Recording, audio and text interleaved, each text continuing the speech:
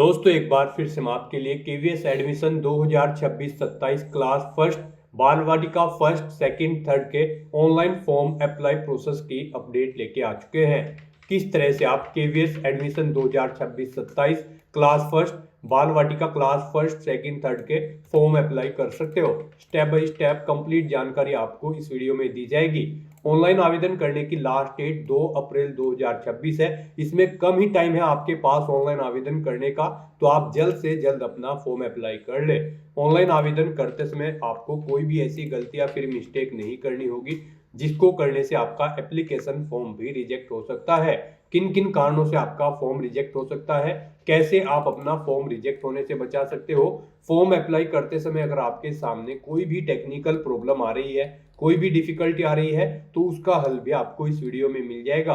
Online आवेदन करते समय आपको कुछ महत्वपूर्ण बातों को भी ध्यान में रखना होगा, तभी आपका एप्लीकेशन फॉर्म सक्सेसफुली सबमिट हो पाएगा। फॉर्म अप्लाई करते समय आप अपना रजिस्ट्रेशन किस प्रकार से करोगे, कैसे आपको पर्सनल डिटेल फिल करनी होगी, यहाँ पर आपको किस प्रकार से एलिजिबिलिटी की डिटेल फिल करनी होगी, पेरेंट डिटेल आपको कैसे यहाँ पर देनी होगी, कैसे आपको अपना स्कूल चुनना होगा, किस तरह से आपको date of birth proof certificate upload करना होगा, डॉक्यूमेंट्स अपलोड करने होंगे, फोटोग्राफ सिग्नेचर अपलोड करने होंगे, किस तरह से रजिस्ट्रेशन से लेकर प्रिंट तक आप अपना फॉर्म अप्लाई करोगे। स्टेप बाय स्टेप कंप्लीट जानकारी के लिए आपको ये वीडियो शुरू से लेके एंड तक बिना स्किप किए हुए देखनी होगी। इस वीडियो को पूरा देखने पर ही आपके सभी सवाल और डाउट क्लियर होंगे। तो चलिए दोस्तों बिना कोई वक्त गंवाए शुरू करते हैं केवीएस एडमिशन 2026-27 की पूरी जानकारी। फॉर्म भरने से पहले आपको सबसे पहले हमारी वेबसाइट आईएनडी सरकारी नौकरी के इस पेज पर विजिट करना होगा, जिसका लिंक आपको नीचे description plus first comment box में मिल जाएगा। और हमारे इस पेज पर विजिट करके आप यहां से केवीएस एडमिशन 2026-27 का फॉर्म अप्लाई कर सकते हो। केंद्रीय विद्यालय संगठन केवीएस के अंतर्गत केवीएस क्लास फर्स्ट बाल वाटिका क्लास फर्स्ट सेकंड और थर्ड के लिए नोटिफिकेशन रिलीज कर दिया गया था। अब इनके लिए ऑनलाइन आवेदन प्रक्रिया स्टार्ट हो चुकी है। लास्ट डेट ऑनलाइन आवेदन करने की 2 अप्रैल 2026 है। कम ही टाइम बाकी है, आप जल्द से जल्द अपना फॉर्म अप्लाई कर ले। बात अगर एलिजिबिलिटी डिटेल की जाए तो क्लास फर्स्ट केवीएस एडमिशन के लिए 6 से 8 साल यहाँ पर बच्चे की आयु होनी चाहिए। आयु की गणना 31 मार्च 2026 से की जाएगी। जी हाँ दोस्तों, बाकी की एलिजिबिलिटी की डिटेल आप नोटिस से चेकआउट कर ले। फीस आपको यहाँ पर अप्लाई करते समय कोई भी यहाँ पर पेमेंट नहीं करना होगा। ऑनलाइन आप ऑल इंडिया से अप्लाई कर सकते हो। केवीएस संगठन.nic.in ये इसकी ऑफिशियल वेबसाइट है, जिससे आप फॉर्म फिल कर सकते हो। इंपोर्टेंट लिंक सेक्शन के अंतर्गत ऑफिशियल नोटिफिकेशन पीडीएफ लिंक पर क्लिक करके आप ऑफिशियल नोटिफिकेशन की पीडीएफ चेकआउट कर सकते हो। इसमें आपको कंप्लीट डिटेल देखने को मिल जाएगी, जैसे कि आपका एलिजिबिलिटी क्राइटेरिया क्या रहने वाला है। इसमें आप पूरी प्रक्रिया यहां से चेकआउट कर सकते हो स्क्रॉल डाउन करते हुए। और फॉर्म अप्लाई करते हुए कौन कौन से डॉक्यूमेंट्स आपको कैसे और कितने केबी में अपलोड करने होंगे, फोटोग्राफ सिग्नेचर कैसे और कितने केबी में आप अपलोड करोगे, कंप्लीट गाइडलाइंस आपको इस पीडीएफ में देखने को मिल जाएगी। पूरा प्रोस्पेक्टस आपको यहाँ पर इसमें दे दिया गया है। तो फॉर्म अप्लाई करने से पहले आपको नोटिफिकेशन की पीडीएफ पूरा पढ़ना अनिवार्य है। इसको पूरा पढ़ने से ही आपके सभी सवाल और डाउट क्लियर होंगे। पीडीएफ रीड आउट करने के बाद में आपको अप्लाई ऑनलाइन के इस लिंक पर क्लिक करना होगा, तो आपके सामने ऑनलाइन आवेदन करने का ये ऑफिशियल पोर्टल ओपन हो जाएगा। गाइस, यहाँ पर अगर आपने पहले से रजिस्ट्रेशन कर रखा है तो यहाँ पर आपको टॉप पर ही लॉगिन की टैब दी गई है, आप इस पर क्लिक करें। उसके बाद आपके सामने लॉगिन का इंटरफेस ओपन होगा। अब यहाँ पर आपको अपना लॉगिन कोड एंटर करना है। उसके बाद आपको यहाँ पर अपनी डेट ऑफ बर्थ सेलेक्ट करनी है। फिर गाइस, यहाँ पर आपको अपना मोबाइल नंबर एंटर करना है। उसके बाद आपको ये जो कैप्चा कोड आपको शो हो रहा है, ये कैप्चा कोड आपको यहाँ पर एंटर करना है। और फिर लॉगिन की स्टेप पर क्लिक करते हुए आपको लॉगिन करके अपना फॉर्म अप्लाई कर लेना है। और गाइज, अगर आप यहाँ पर इन क्लास में फर्स्ट टाइम एडमिशन लेने के लिए अपना फॉर्म अप्लाई करने जा रहे हो, तो सबसे पहले यहाँ पर आपको अपना रजिस्ट्रेशन करना होगा। उसके लिए आपको यहाँ पर रजिस्टर का ये लिंक दिया गया है, आप इस पर क्लिक करें। आपके सामने यहाँ पर रजिस्ट्रेशन का फॉर्म ओपन होगा। यहाँ पर आपको सबसे पहले कुछ जनरल इंस्ट्रक्शंस दिए गए हैं, आपको इन्हें केयरफुली रीड आउट कर लेना है। इस चेकबॉक्स को ओके करना है और यहाँ पर अपने बच्चे की इन्फॉर्मेशन प्रोवाइड करते हुए आपको अपना रजिस्ट्रेशन करना है। सबसे पहले यहाँ पर आपको सिलेक्ट करना है, आप क्लास फर्स्ट के लिए अप्लाई करना चाहते हैं, केवीएस क्लास फर्स्ट, या फिर बाल वाटिका 1, या फिर क्लास 2, या फिर क्लास 3। आप जिसके भी लिए अप्लाई करना चाहते हैं वो ऑप्शन सिलेक्ट करें। उसके बाद यहाँ पर आपको बच्चे का फर्स्ट नेम एंटर करना है, फिर उसका मिडिल नेम, लास्ट नेम अगर है तो यहाँ पर आप एंटर कर दें, नहीं है तो इन कॉलम्स को आप खाली छोड़ दें। उसके बाद यहाँ पर आपसे पूछा गया है कि क्या आपका बच्चा दिव्यांग है, अगर है तो आप यस ऑप्शन सेलेक्ट करेंगे, नहीं है तो नो ऑप्शन आप सेलेक्ट कर लेंगे। फिर यहाँ पर आपको अपने बच्चे की डेट ऑफ बर्थ सेलेक्ट करनी है इस कैलेंडर में से। गाइस यहाँ पर अगर आप केवीएस क्लास फर्स्ट के लिए अप्लाई कर रहे हैं तो आपके बच्चे का जन्म 1/4/2018 से 1/4/2020 के बीच में होना अनिवार्य है। और अगर बाल वाटिका फर्स्ट क्लास के लिए आप अप्लाई करने जा रहे हैं तो फिर आपके बच्चे का जन्म यहाँ पर 1/4/2022 से 1/4/2023 के बीच में होना अनिवार्य है। बाल वाटिका क्लास 2 के लिए 1/4/2021 से 1/4/2022 के बीच में आपके बच्चे का जन्म होना अनिवार्य है। और बाल वाटिका 3 के लिए अगर आप अप्लाई करते हो तो फिर यहाँ पर आपके बच्चे का जन्म 1/4/2020 से 1/4/2021 के बीच में होना अनिवार्य है। तो यहाँ पर आपको दी गई गाइडलाइंस के अकॉर्डिंग बच्चे की जन्म तिथि होनी चाहिए। तो यहाँ पर आप अपने बच्चे की जन्म तिथि सिलेक्ट करेंगे इस कैलेंडर में से। फिर यहाँ पर आपको अपने माता पिता के पात्रता का विवरण प्रोवाइड कराना है। यहाँ पर आपसे पूछा गया है बच्चा या बच्ची जो यहाँ पर एडमिशन के लिए फॉर्म अप्लाई कर रहे हैं, जिनका फॉर्म आप अप्लाई कर रहे हैं वो यहाँ पर केवीएस कर्मचारी के पुत्र या पुत्री हैं, अगर हैं तो आप यस करेंगे, नहीं तो आप नो ऑप्शन सेलेक्ट कर लेंगे। फिर यहाँ पर आपको अपनी ईमेल आईडी एंटर करनी होगी पेरेंट्स को। उसके बाद आपको यहाँ पर मोबाइल नंबर अपना एंटर करना होगा। इंडियन सिम कार्ड वाला नंबर ही यहाँ पर अप्रूव होगा, केवल इंडियन सिम कार्ड वाला नंबर यहाँ पर आप एंटर करें। उसके बाद आप ये कैप्चा कोड यहाँ पर आप एंटर करें और फिर गाइड आप यहाँ पर रजिस्टर के इस ऑप्शन पर क्लिक कर दें। फिर यहाँ पर आपने पीछे जो मोबाइल नंबर एंटर किया है उस पर एक OTP सबमिट किया गया है, वो OTP आपको यहाँ पर एंटर करना है। ये कैप्चा कोड आपको यहाँ पर एंटर करना है और उसके बाद वेरीफाई के इस ऑप्शन पर क्लिक करते हुए अपना मोबाइल नंबर वेरीफाई कर लेना है। इस तरह से यहाँ पर आपका रजिस्ट्रेशन सक्सेसफुली कंप्लीट हो जाएगा। आपको एक लॉगिन कोड यहाँ पर प्रोवाइड कर दिया गया है, इसे आपके रजिस्टर्ड मोबाइल नंबर पर भी सबमिट कर दिया गया है SMS के थ्रू। आपको इसे केयरफुली नोट डाउन करके रख लेना है फ्यूचर यूज के लिए। और गाइड यहाँ पर आप प्रिंट के इस ऑप्शन पर क्लिक करके अपने रजिस्ट्रेशन की डिटेल का एक हार्ड कॉपी या फिर सॉफ्ट कॉपी प्रिंट आउट भी ले सकते हैं। और गाइड बस यहाँ पर अब आपको क्लिक हियर के इस ऑप्शन पर क्लिक करना है अपना फॉर्म अप्लाई करने के लिए। फिर आपके सामने लॉगिन का ये इंटरफेस ओपन होगा। अब गाइज यहाँ पर आपको अपना लॉगिन कोड एंटर करना है जो आपके मोबाइल नंबर पर आया है। फिर यहाँ पर आपको अपनी डेट ऑफ बर्थ सेलेक्ट करनी है, जो आपने रजिस्ट्रेशन करते समय डेट ऑफ बर्थ अपने बच्चे की प्रोवाइड कराई थी। तो अपने बच्चे की डेट ऑफ बर्थ आपको इस कैलेंडर में से सिलेक्ट करनी है। उसके बाद आपको अपना मोबाइल नंबर यहाँ पर एंटर करना है जो रजिस्ट्रेशन में आपने यूज़ किया है। ये कैप्चा कोड आपको यहाँ पर एंटर करना है और उसके बाद लॉगिन की स्टेप पर क्लिक करते हुए आपको लॉगिन कर लेना है। लॉगिन करने के बाद आपके सामने कुछ इस तरह से इंटरफेस ओपन होगा। अब यहाँ पर आपका फॉर्म स्टार्ट हो चुका है। कुछ डिटेल्स यहाँ पर आपको आपकी ऑटोमेटिकली फिर मिल जाएगी, जैसे कि आपके बच्चे का नाम, उसका अंतिम नाम, उसकी डेट ऑफ बर्थ, ये आपने रजिस्ट्रेशन टाइम पे प्रोवाइड कराई थी, वहाँ से इन्हें फैच कर लिया गया है। अब यहाँ पर गाइड आपको अपने बच्चे का date of birth certificate number यहाँ पर एंटर करना है। उसके बाद अगर बच्चे का आधार कार्ड है तो 12 डिजिट का अपना उसका बच्चे का आधार नंबर यहाँ पर एंटर करना है, नहीं है तो इस कॉलम को आप खाली छोड़ सकते हैं। उसके बाद यहाँ पर आपको मदर टंग सेलेक्ट कर लेनी है, बच्चे की मातृभाषा आपको सेलेक्ट कर लेनी है। यहाँ पर आप अपने अकॉर्डिंग अपनी मातृभाषा सेलेक्ट करें। फिर यहाँ पर आपसे पूछा गया है कि क्या यहाँ पर उसका जेंडर है वो मेल है, फीमेल है या फिर थर्ड जेंडर है। आप अपने अकॉर्डिंग अपने बच्चे का जेंडर सेलेक्ट करें। फिर आपको इस पेज को नीचे स्क्रॉल डाउन करना है और यहाँ पर बच्चे का ब्लड ग्रुप आपको सेलेक्ट कर लेना है, उसका जो भी ब्लड ग्रुप है। फिर आपको यहाँ पर जाति सेलेक्ट करनी है बच्चे की, वो जनरल, OBC, SC, ST किस जाति से बिलोंग करता है आप जाति सेलेक्ट करें। यहाँ पर अगर आप रिजर्व कैटेगरी से बिलोंग करते हैं तो फिर आपको बच्चे का सर्टिफिकेट नंबर देना होगा, कास्ट सर्टिफिकेट नंबर, और फिर किस अथॉरिटी ने उसे इशू किया है कास्ट सर्टिफिकेट को, उसकी डेजिग्नेशन यहाँ पर आपको देनी होगी, जैसे कि पटवारी, कानूगो या फिर तहसीलदार या फिर सिटी मजिस्ट्रेट। उसके बाद कब जारी किया गया है वो डेट आपको सिलेक्ट कर लेनी होगी। और अगर आप जनरल कैटेगरी के बच्चे होंगे यहाँ पर जो अप्लाई कर रहे होंगे तो फिर यहाँ पर उनको यहाँ पर कैटेगरी की डिटेल नहीं देनी होगी, बस यहाँ पर उनको उनकी फैमिली इनकम सेलेक्ट कर लेनी है। वो यहाँ पर आर्थिक रूप से कमजोर वर्ग के अंतर्गत तो नहीं आते हैं या फिर गरीबी रेखा से नीचे के अंतर्गत तो नहीं आते हैं या फिर वो BPL या फिर EWS से संबंधित तो नहीं है। यहाँ पर आप अपने अकॉर्डिंग ऑप्शन सेलेक्ट कर लेंगे। इस तरह से अपने डिटेल्स प्रोवाइड करने के बाद फिर आपको यहाँ पर सेव एंड कंटिन्यू के इस ऑप्शन पर क्लिक करना है। नेक्स्ट यहाँ पर आपको बच्चे की पेरेंट की डिटेल प्रोवाइड करनी है। यहाँ पर आपसे पूछा गया है क्या आप सिंगल पेरेंट हैं, अगर हैं तो आप यस करेंगे और फिर सेलेक्ट करेंगे मदर हैं या फिर फादर हैं और उसकी डिटेल देंगे। सिंगल नहीं है तो आप नो ऑप्शन सेलेक्ट करेंगे और फिर यहाँ पर मदर और पेरेंट्स की डिटेल प्रोवाइड कराएंगे। यहाँ पर सबसे पहले माता की डिटेल देनी होगी। उनके नाम से पहले टाइटल सेलेक्ट करना है, मिसिज या फिर लेट। अगर मृत्यु हो चुकी है तो लेट ऑप्शन आप सेलेक्ट करेंगे। फिर यहाँ पर बच्चे की मदर का नाम एंटर करना है, उनकी नेशनैलिटी सेलेक्ट कर लेनी है, उनका यहाँ पर कंट्री सेलेक्ट करना है, उसके बाद उनका स्टेट सेलेक्ट करना है, यहाँ पर जिस स्टेट से वो बिलोंग करती हैं उनका सिटी यहाँ पर एंटर कर देना है।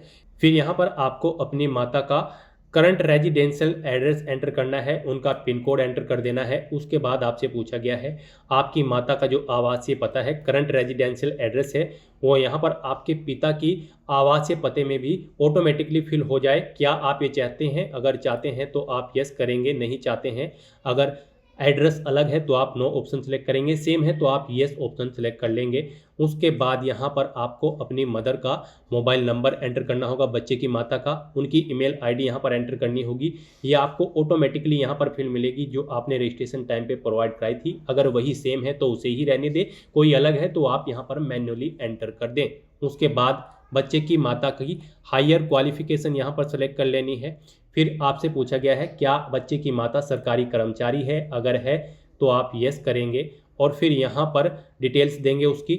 नहीं है तो आप नो ऑप्शन सेलेक्ट करेंगे। यस ऑप्शन अगर आप सेलेक्ट करते हैं तो यहाँ पर बताना होगा वो सेंट्रल गवर्नमेंट में कार्यरत है या फिर स्टेट गवर्नमेंट में, यहाँ पर किस ऑर्गेनाइजेशन में कार्यरत है, उनकी डेजिग्नेशन क्या है, यहाँ पर कौन से ग्रुप में वो कार्यरत है, ए बी सी या फिर डी, और उनकी वार्षिक इनकम कितनी है। और अगर यहाँ पर वो सरकारी कर्मचारी नहीं है तो सिंपली आप नो ऑप्शन सेलेक्ट करेंगे। फिर बताएंगे उनका व्यवसाय, वो यहाँ पर सेल्फ एम्प्लॉयड है, बिजनेसमैन है, वुमेन है या फिर प्राइवेट सेक्टर में है या फिर रिटायर्ड गवर्नमेंट है या फिर वर्किंग नहीं करती हैं।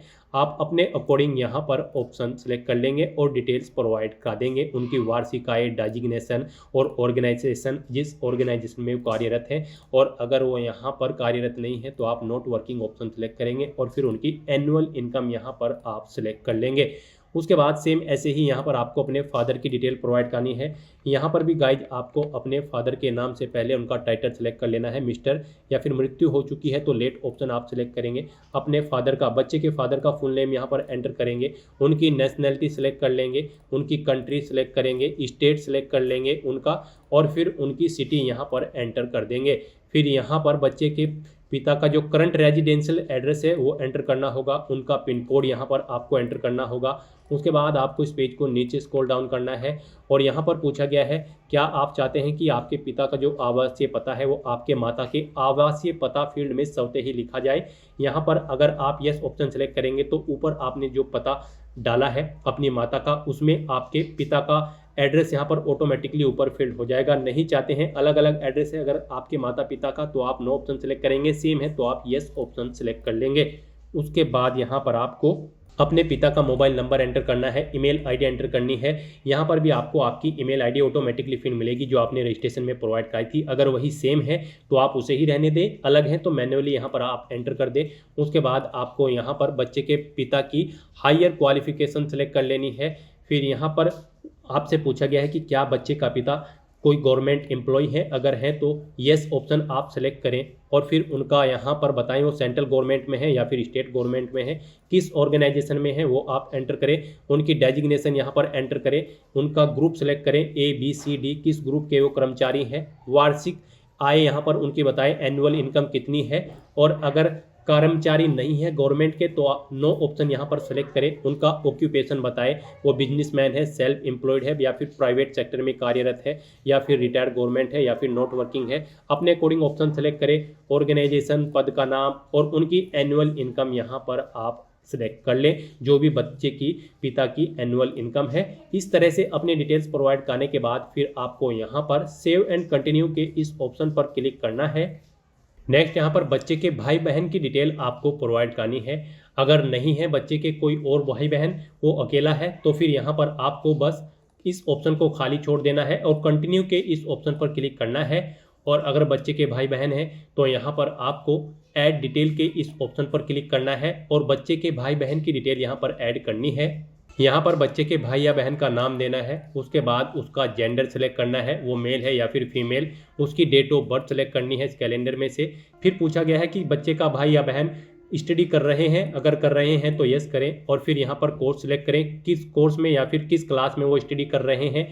नहीं कर रहे हैं स्टडी, कंप्लीट कर चुके हैं तो आप नो ऑप्शन सेलेक्ट करेंगे। फिर उनका ऑक्यूपेशन आप यहाँ पर सेलेक्ट करेंगे, वो सेल्फ एम्प्लॉय है, प्राइवेट सेक्टर में कार्यरत है, गवर्नमेंट एम्प्लॉय है, आप अपने अकॉर्डिंग ऑप्शन सेलेक्ट करेंगे। यहाँ पर ऑर्गेनाइजेशन का नाम देंगे जिसमें वो कार्यरत है, या फिर सेल्फ एम्प्लॉयड है तो आप यहाँ पर सेल्फ एम्प्लॉयड टाइप कर देंगे। इस तरह से यहाँ पर आपको बच्चे के भाई या बहन की डिटेल प्रोवाइड करनी है और आपको यहाँ पर ऐड के इस ऑप्शन पर क्लिक करते हुए उसकी ये डिटेल ऐड कर देनी है।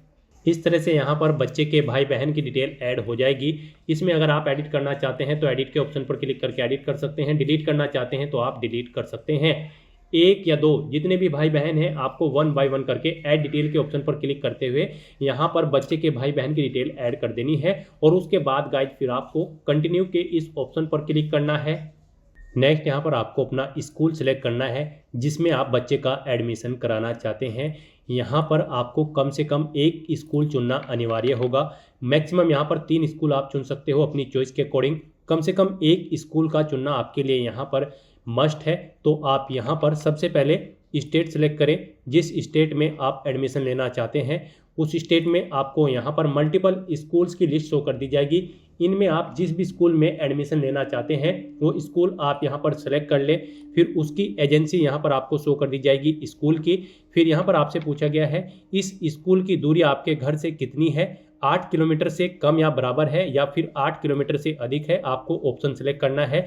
फिर यहाँ पर आपको आपकी सेवा प्राथमिकता श्रेणी शो कर दी जाएगी। यहाँ पर बच्चे के माता पिता अगर सेंट्रल गवर्नमेंट में कार्यरत होंगे तो उनकी कैटेगरी यहाँ पर प्राथमिकता श्रेणी 1 या 2 में से होगी, और स्टेट गवर्नमेंट के कर्मचारी होंगे तो 3rd या 4th में कोई यहाँ पर कैटेगरी सिलेक्ट मिलेगी, और किसी भी यहाँ पर संस्था में कार्यरत नहीं होंगे तो फिर कैटेगरी 5 ऑप्शन यहाँ पर बच्चे का ऑटोमेटिकली सिलेक्टेड मिलेगा, जिनके माता पिता यहाँ पर किसी भी संस्था में कार्यरत नहीं है। इस तरह से यहाँ पर आपको अपने स्कूल सेलेक्ट कर लेना है और उसकी डिटेल प्रोवाइड कर देनी है। उसके बाद यहाँ पर आपको इस पेज को नीचे स्क्रॉल डाउन करते हुए नेक्स्ट चॉइस के इस ऑप्शन पर क्लिक करना है और फिर यहाँ पर आप अपना सेकंड स्कूल सेलेक्ट कर सकते हैं। यहाँ पर भी आपको पहले स्टेट सेलेक्ट करना है, उसके बाद उसमें कोई भी एक स्कूल सेलेक्ट कर लेना है और उसमें भी यहाँ पर आपको बताना है आपकी इस विद्यालय से दूरी 5 किलोमीटर से कम या बराबर है या फिर 5 किलोमीटर से अधिक है। आप अपने अकॉर्डिंग ऑप्शन सेलेक्ट कर लेंगे। इस तरह से यहाँ पर आपकी सेवा प्राथमिकता श्रेणी की डिटेल्स आपको ऑटोमेटिकली सिलेक्ट मिलेगी। फिर यहाँ पर आपको दोबारा से नेक्स्ट चॉइस के ऑप्शन पर क्लिक करना है और अपना 3rd स्कूल भी यहाँ पर आपको सिलेक्ट कर लेना है अगर आप सिलेक्ट करना चाहते हैं। नहीं करना चाहते हैं तो आप वहाँ पर नेक्स्ट चॉइस की जगह सेव एंड कंटिन्यू के ऑप्शन पर क्लिक कर सकते हैं। एक स्कूल कम से कम चुना जाना आपका यहाँ पर अनिवार्य है। यहाँ पर आपके लिए बेस्ट रहेगा आप 3 ऑप्शन सेलेक्ट कर ले, आपको यहाँ पर प्रेफरेंस दी जाएगी। मान लीजिए किसी कारण अगर एक विद्यालय में आपका एडमिशन नहीं होता है तो फिर दूसरे में आपके लिए ऑप्शन रहेगा, तो हम आपको सजेस्ट करते हैं आप तीनों विद्यालय यहाँ पर सेलेक्ट कर लें। इस तरह से यहाँ पर आपको पहले 3rd में भी स्टेट सेलेक्ट करना है, विद्यालय का नाम सेलेक्ट करना है। यहाँ पर आपके घर से दूरी विद्यालय की 5 किलोमीटर से कम या बराबर है या अधिक है, आप अपने अकॉर्डिंग ऑप्शन सेलेक्ट करेंगे। सेवा प्राथमिकता श्रेणी आपको ऑटोमेटिकली यहाँ पर सिलेक्टेड मिलेगी आपके माता पिता की कैटेगरी के अकॉर्डिंग। इस तरह से यहाँ पर अपने स्कूल्स की डिटेल प्रोवाइड करने के बाद फिर गाइज आपको सेव एंड कंटिन्यू के इस ऑप्शन पर क्लिक करना है। नेक्स्ट यहाँ पर आपको अपने पेरेंट की ट्रांसफ़र की डिटेल प्रोवाइड करनी है। गाइज अगर आपके माता पिता किसी सरकारी संस्थान में कार्यरत है, स्टेट गवर्नमेंट या फिर सेंट्रल गवर्नमेंट में या फिर किसी अन्य जगह, तो फिर यहाँ पर आपको उनके ट्रांसफ़र की डिटेल देनी होगी। अगर यहाँ पर उनका पिछले 7 साल में ट्रांसफ़र हुआ है 1/4/2019 से 31/3/2026 के बीच में, तो उसकी डिटेल आपको देनी होगी। और यहाँ पर ट्रांसफ़र उनका कम से कम 20 किलोमीटर दूर होना चाहिए आपके घर से, जिस स्थान पर आप स्टे थे वहाँ से 20 किलोमीटर दूर होना चाहिए और कम से कम 180 दिन वहाँ पर उन्होंने कंप्लीट कर लिए हो ट्रांसफ़र करने के बाद, तो ही यहाँ पर आपको अपनी डिटेल देनी है। उसके लिए आपको यहाँ पर ऐड डिटेल के ऑप्शन पर क्लिक करना होगा और उनके ट्रांसफ़र की डिटेल देनी होगी, जैसे कि कहाँ से कहाँ पर ट्रांसफ़र हुआ है, कितने समय के बाद, कितने दिन तक आपने सर्विस की है, इस तरह की डिटेल्स आपको देनी होगी। ऐड डिटेल के ऑप्शन पर क्लिक करते ही यहाँ पर पॉपअप शो होगा, उसमें आपको डिटेल ऐड कर देनी होगी। और गाइज जिस बच्चे के माता पिता यहाँ पर कार्यरत नहीं है किसी संस्थान में, तो फिर उनके सामने ये ऑप्शन डिसेबल कर दिया जाएगा। रजिस्ट्रेशन करते समय ही आपसे पूछा गया था कि आपके माता पिता किसी संस्थान में कार्यरत हैं, सरकारी या फिर किसी प्राइवेट सेक्टर में कार्यरत हैं, तो वहाँ पर अगर आपने नो ऑप्शन सेलेक्ट किया होगा तो फिर आपके सामने ये ऑप्शन डिसेबल कर दिया जाएगा। आपको ये डिटेल नहीं देनी होगी। उन बच्चों को जिनके माता पिता कहीं पर कार्यरत नहीं है और जिन बच्चे के माता पिता कार्यरत हैं उन्हें यहाँ पर अपने माता पिता की ट्रांसफ़र की डिटेल देनी होगी। इस तरह से अपने ट्रांसफ़र की डिटेल प्रोवाइड करने के बाद फिर यहाँ पर आपको सेव एंड कंटिन्यू के इस ऑप्शन पर क्लिक करना है। और अगर ट्रांसफ़र की डिटेल नहीं देनी है, आपके माता पिता का कहीं पर कोई ट्रांसफ़र नहीं हुआ है, वो कार्यरत नहीं है किसी ऑर्गेनाइजेशन में, तब भी आपको बस यहाँ पर सेव एंड कंटिन्यू के इस टैब पर क्लिक करना है। नेक्स्ट यहाँ पर आपको बच्चे के कुछ डॉक्यूमेंट्स अपलोड करने हैं। यहाँ पर बच्चे का फ़ोटो आपको अपलोड करना है, पासपोर्ट साइज फ़ोटो, और फिर उसकी डेट ऑफ बर्थ का प्रमाण पत्र यहाँ पर आपको अपलोड करना है। इनके लिए आपको गाइडलाइन दी गई है। यहाँ पर बच्चे का जो फ़ोटो होगा वो जेपीजी फॉर्मेट में होना चाहिए, और यहाँ पर जो जन्म प्रमाण पत्र होगा वो जेपीजी या फिर पीडीएफ फॉर्मेट में होना चाहिए, और यहाँ पर फ़ोटो का जो अधिकतम साइज है वो 200 केबी से कम होना चाहिए, और यहाँ पर आपका जो ये प्रमाण पत्र होगा जन्म प्रमाण पत्र, उसका भी साइज 200 केबी से कम होना चाहिए। तो यहाँ पर बच्चे का फ़ोटो और प्रमाण पत्र, डेट ऑफ बर्थ प्रमाण पत्र अपलोड करने के लिए आपको चूज फाइल के ऑप्शन पर क्लिक करना है, फाइल को सिलेक्ट कर लेना है और अपलोड के इन ऑप्शन पर क्लिक करते हुए 1 बाय 1 करके अपने इन डॉक्यूमेंट्स को आपको अपलोड कर देना है। यहाँ पर अगर आपके इन डॉक्यूमेंट का साइज दी गई गाइडलाइंस के अकॉर्डिंग नहीं है, कम या ज़्यादा है, तो आप गूगल पर जाएं, इमेज रिसाइजर टाइप करें, मल्टीपल ऑनलाइन वेबसाइट ओपन होंगी, वहाँ पर आप जिस भी डॉक्यूमेंट का साइज दी गई गाइडलाइंस के अकॉर्डिंग सेट करना चाहते हैं उस इमेज को अपलोड करें, साइज सेट करें, उसे डाउनलोड करके फिर यहाँ पर अपलोड कर दें। यहाँ पर गाइज अगर बच्चा पीडब्ल्यूबीडी यानी कि विकलांग है तो उसका विकलांगता का प्रमाण पत्र भी उन्हें अपलोड करना होगा। ईडब्ल्यूएस बीपीएल श्रेणी का प्रमाण पत्र अगर आपके पास है, आप इस श्रेणी में आते हैं, तो वो भी आपको यहाँ पर अपलोड करना होगा। इसी तरह से आपको अपने डॉक्यूमेंट्स भी अपलोड कर देने होंगे। तो यहाँ पर इस तरह से अपने डॉक्यूमेंट्स अपलोड करने के बाद फिर सेव एंड कंटिन्यू के इस ऑप्शन पर क्लिक करना है। नेक्स्ट यहाँ पर आपको बच्चे के एप्लीकेशन फॉर्म का पूरा प्रीव्यू शो कर दिया गया है। आपको सभी डिटेल्स केयरफुली चेकआउट करनी है। इस पेज को नीचे स्क्रॉल डाउन करना है और फिर सेव एंड कंटिन्यू के इस ऑप्शन पर क्लिक करना है। नेक्स्ट यहाँ पर आपको डिक्लेरेशन सेक्शन में रिडायरेक्ट कर दिया गया है। अब आपको इन डिक्लेरेशन को केयरफुली रीड आउट कर लेना है। पेज को नीचे स्क्रॉल डाउन करना है, इस चेकबॉक्स को ओके करना है और उसके बाद प्रोसीड टू वेरिफिकेशन के इस ऑप्शन पर क्लिक करना है। फिर यहाँ पर आपके मोबाइल नंबर पर एक OTP सबमिट किया गया होगा, वो OTP आपको यहाँ पर एंटर करना है। उस मोबाइल नंबर पर OTP सबमिट किया गया है जो आपने रजिस्ट्रेशन करते समय प्रोवाइड कराया था। फिर आपको ये कैप्चा कोड यहाँ पर एंटर करना है और उसके बाद guide verify and submit application के इस ऑप्शन पर क्लिक करना है। इस तरह से यहाँ पर आपका एप्लीकेशन फॉर्म सक्सेसफुली सबमिट हो चुका है। आपके एप्लीकेशन फॉर्म में आपको स्टेटस सबमिटेड शो कर दिया जाएगा, यानी कि आपका फॉर्म सक्सेसफुली सबमिट हो चुका है। आपको यहाँ पर एक एप्लीकेशन सबमिशन कोड प्रोवाइड कर दिया गया है, आपको इसे केयरफुली नोट डाउन करके रख लेना है फ्यूचर यूज के लिए। और गाइड यहाँ पर अब आपको व्यू सबमिटेड एप्लीकेशन के ऑप्शन पर क्लिक करते हुए अपने एप्लीकेशन फॉर्म का एक हार्ड कॉपी या फिर सॉफ्ट कॉपी प्रिंट आउट ले लेना है फ्यूचर यूज के लिए, फ्यूचर रेफरेंस के लिए।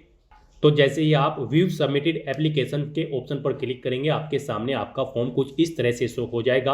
अब गाइड आप यहाँ पर प्रिंट एप्लीकेशन के स्टेप पर क्लिक करके अपने एप्लीकेशन फॉर्म का एक हार्ड कॉपी या फिर सॉफ्ट कॉपी प्रिंट आउट ले लें फ्यूचर यूज के लिए, फ्यूचर रेफरेंस के लिए। तो दोस्तों ऐसे आप KVS क्लास फर्स्ट बाल वाटिका क्लास 1, 2, 3 के लिए अपने फॉर्म अप्लाई कर सकते हो बिना कोई मिस्टेक किए हुए। आज की इस वीडियो में बस इतना ही। आई होप ये वीडियो आपको पसंद आई होगी। अगर पसंद आई हो तो इसे लाइक और शेयर करें। चैनल पर नए हो तो इसे सब्सक्राइब कर लें। Thanks for watching.